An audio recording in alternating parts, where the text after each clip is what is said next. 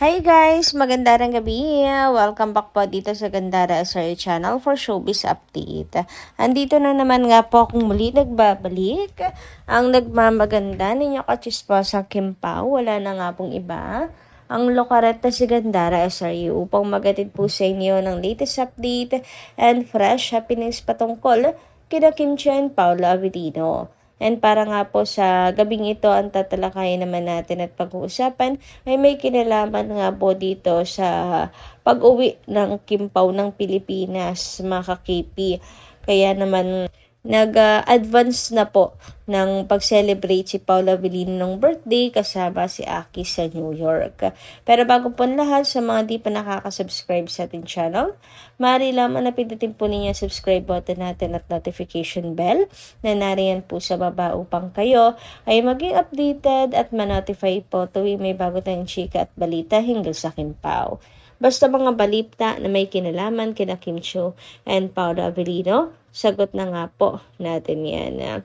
And pag-usapan na nga natin ang tungkol po sa pag-uwi nila Kim and Paolo after their world tour and bakasyon sa New York City para mabisita nga po sila Kim and Paolo.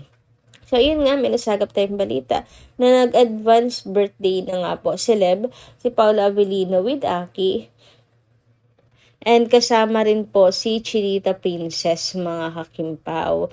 So, ayun nga, bakit na nag-advance na po ng pag-celebrate? Hindi ba doon aabutin si Paolo sa New York City ng kanyang birthday? Sabi po sa write-ups ng Abante News, Paolo Avellino nag-advance birthday celebration sa New York para sa anak. Diba doon pala sa sinabing advance, parang hindi po aabot ng May 13 si Paolo Avellino sa New York, mga ka-Kim Pao. So, posibleng simpleng selebrasyon na lang ang magaganap sa darating na birthday ni Paolo Avellino sa May 13 sa Pilipinas. Dito sa Pilipinas na po ang sabi. So, ibig sabihin pauwi na si Kim and Paolo talaga, mga ka-Kim Pao. Papaaga ang uwi nila, mga ka-KP. Baka nga 1 week lang po sila sa 1 week lang sila sa New York at hindi magtatagal. Ayan. Pilipinas, dahil bukod sa hindi naman mahilig ang aktor sa isang malaking handaan, nag-advance birthday celebration na raw umano ito sa New York. Isang source ang nagchika sa aming nag-celebrate na si Paolo sa New York para sa kanyang anak na si Aki. Ginusto ni Paolo na idaos na ang kanyang birthday, lalo't hindi naman maaaring umuwi ng Pinas ang nag-iisang anak. Kaya nga, mga kakipin, kahit ako rin naman sa posisyon ni Paolo Avellino, mas gugustuhin kong idaos ng aking birthday para makasama ang aking anak, 'di ba? Lalo pat di naman pwedeng umuwi nga ng Pilipinas. So doon na lang mag-celebrate in advance, mga Kim Pao. Simpleng salo-salo lang raw ang naganap kasama syempre ang jowa ni Pao na si Kim Chiu. Jowa na talagang tunay. Wala nang rumored, wala nang napapabalitang jowa, napapabalitang girlfriend. Wala nang ganun talagang jowa. Kasi nag-soft launch na nga po sa concert, sa show. And may pahabol na po si Paolo Avellino, ayuda. Gaya ng dapat asahan, naging masaya raw ang intimate party na ito sa hindi sinabi sa amin na hindi sinabi sa amin ng source kung saan. Siyempre, for privacy na rin, di ba, mga ka-Kim Pao? Ang importante, na-share. Magiging demanding naman tayo masyado kung gusto natin ay detalyado. Basta, ang importante, kasama si Kim sa balita. Sa intimate na yan, birthday celeb. Balita pa ng aming informant, muling nagkaroon ng pagkakataong makapagkwentuhan ang Chinita Princess at ang ex ni Paolo, ang dating aktres na si LJ Reyes. Dagdag pang chika, kasama raw ng Kim Pao si Aki ng manood ng musical productions na The Lost Boys sa Payville Theater. Nananatiling abang-abang pa rin ang Kimpaulandia sa paayuda ng Kimpaw sa short vacay nila sa New York. Malabong magbahagi sina Kim and Paolo ng ganap nila kasama si Aki at ang ina nitong si LJ, pati na ang mister nito. Kung sa bagay, syempre 'di ba? Kasama doon si LJ and bata, syempre mga kakimpaw. Ayaw rin siguro ni Paula Avellino na baga i-public pa ang buhay ng kanyang anak. Pansin niyo sa mga thumbnail ko mga kakimpaw, wala kayong makikita na ginagamit ko ang picture ni Aki. Hindi ko talaga siya ginagamit kasi hindi naman po artista si Aki, 'di ba? I mean, hindi naman po siya kagaya ni Pao na artista. So, private yung buhay niya, makakipi. Kaya hindi ko talaga ginagamit ang picture ni Aki for the respect din kay Paula Avellino na for sure hindi rin niya gugustuhin na may mga taong mangingialam pa sa personal nilang buhay. Basta ang mga fans happy na marinig yung mga ganito pong balita. And totoo, ang daming mga fans na nag-aabang ng na magbahagi sina Kim and Paolo. Pero kung magbabahagi man siguro, abuti na naman po ng months or year mga kakimpaw. Pero kung pagbalik ng Pinas, mag-share agad, napakaswerte po natin mga kakimpaw. Pero duda ako na ididetalye lahat ng mga pangyayari o naging kaganapan sa short vacay nila. Baka mga photoshoot lang ulit ni Kim, or picture nilang dalawa ni Paolo, mga kakipi. Ayun. And goods na ako doon. Sabi dito, bagamat makikita pa rin si LJ sa social media, nais ilayo ni Paolo ang kanyang anak sa ingay ng team up nila ni Kim at ang dating actress na may sarili ng pamilya.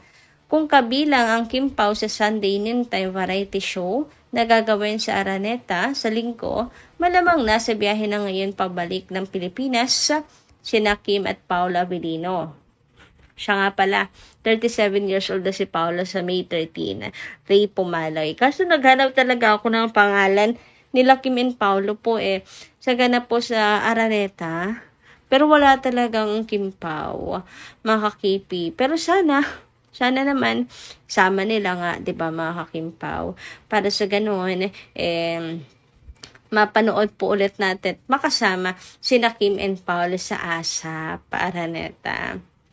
So, ayun, since ang sabi sa chika ni Ray Pumaloy, advance birthday celeb, talagang pauwi na ang Kim Pao. Ayan, di natin alam ang reasons, baka magsisimula na ang shooting, hindi shooting or taping ng Kopi, no, mga Kim Pao. Or baka nga kasama po ang Kim Pao sa Araneta, or maybe dahil nga sa ganap ni Kimi sa May 15, ang event nga po ng Pure Gold, mga kakimpaw, kasama po si Chinita Princess doon. And ano pa ba, wala po akong ibang nakikita pa, mga kakimpaw. Siguro may endorsement shoot si Kimi or si Paula Avellino, ayan, magiging abala sa filming, mga kakimpaw, 'di ba? Maraming pwedeng dahilan na hindi pa po natin sure sa ngayon na mga kakimpaw. Pero dalangin ko na sana kasama nga po sila sa Araneta, mga kakimpaw. And kung ngayon nga kakasama, pabalik na talaga sila Kim and Paul at nasa biyahe na, mga kakipi. Anyway, ang chika naman po, mga kakimpaw, ay nagka-banding si Aki, si LJ at si Kim, at mukhang close po si Kim at walang problema sila, happy family lang po sila, mga kakimpaw.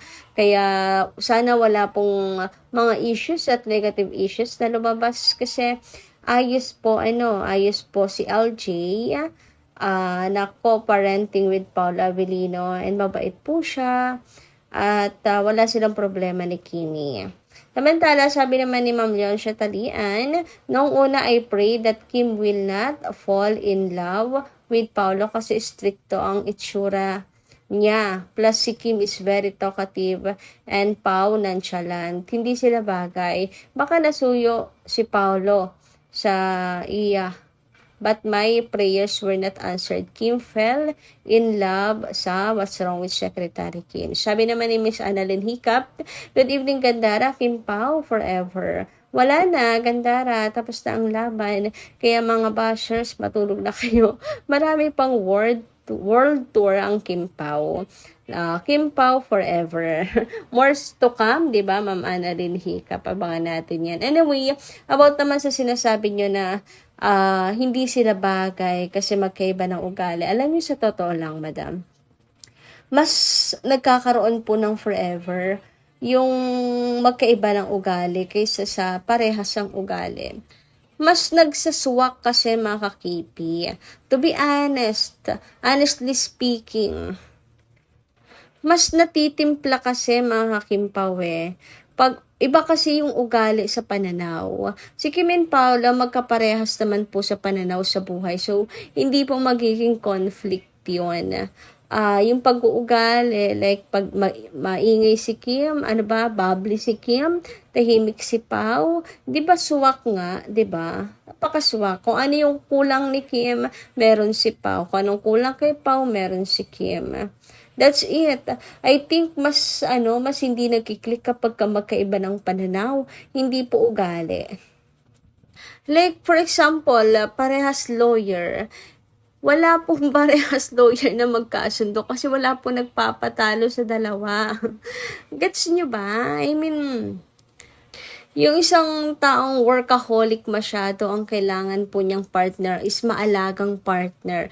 Kasi pag parehas workaholic, no time to each other, ay magkakaproblema mga kakimpaw. Kaya nga 'di ba sabi ni Pao gusto niya is maalaga and si Kim is maalaga. Both naman silang maalaga mga kakimpaw. Kita niyo naman kay Paolo Avellino, maalaga po siya. Siguro naman nagigets yung ibig ko sabihin, basta yun, for me, yun ang tingin ko, kapag ka magkaiba ng ugali, mas natitimpla ang relasyon, mga kakimpaw, mas nagtatagal, mas may forever, kaysa sa same ng ugali. Basta, parehas yung kanilang pananaw, isa lang yung kanilang yun, basta yun. Anyway, hanggang dito lang po muna ating update. Maraming salamat po guys sa inyong pakikinig at kita kas po muli sa mga susunod natin, chika. Maraming salamat at ingat po kayo palagi.